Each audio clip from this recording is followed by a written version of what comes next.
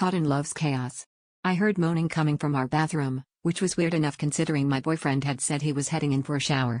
I'd been studying in the living room, but the sound was so out of place, so desperate, that I got up and crept down the hall.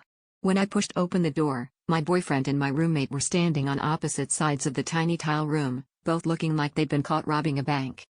But instead of the hookup I'd half expected, they were red-faced, shouting over each other about who loved me more.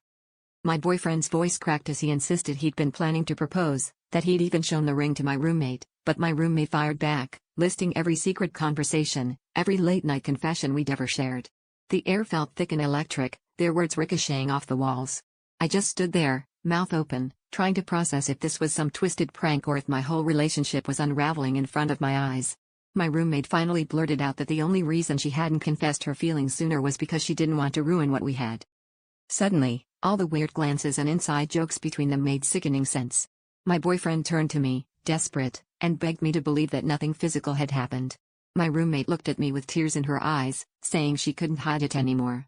The two of them started arguing again, this time about who understood me better, who knew my favorite movies or my worst fears. The tension was so raw, so real, that I almost laughed at the absurdity. But the worst part was, listening to both of them, I realized a piece of me wanted what each of them offered. Standing in that bathroom, I realized I'd spent so long worrying about being alone that I never considered what it would feel like to be the reason two people's hearts were breaking. I wanted to run, to scream, to disappear.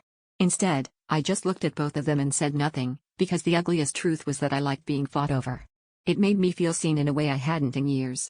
But I also knew that this meant I'd have to hurt someone I loved, and maybe even lose both.